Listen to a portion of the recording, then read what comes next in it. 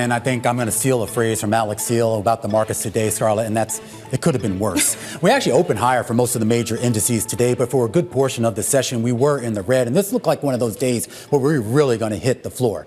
But we saw a bid come into this market late in the day as a lot of people really starting to position around that CPI report tomorrow. And S&P that closed out the day at that 5,200 level, and that really has been the line in the sand, only up fractionally. The Russell 2000 got a pretty decent bid, up about 0.3% on the day. But take a look at yields here. That could change in a big way tomorrow morning. 4.7 right now on your 2-year yield, and that could have an effect here on riskier assets as well, including in the crypto space like Bitcoin. A few big individual movers out there on the day, Scarlett, but not the names that we normally look to. Where are the Nvidias? Where are the Apples? Where are the Metas? You know, they're not in the headlines today. We're paying attention to Cisco. This is one of the better performers in the Dow Industrials, and this is after Morgan Stanley resumed coverage of the internet gear maker with an overweight rating, saying that while there may not be a catalyst for a positive earnings revision in the next quarter or two, the stock is trading at or near a record discount to the S&P 500. So on valuation reasons alone, maybe it's time to bid up Cisco.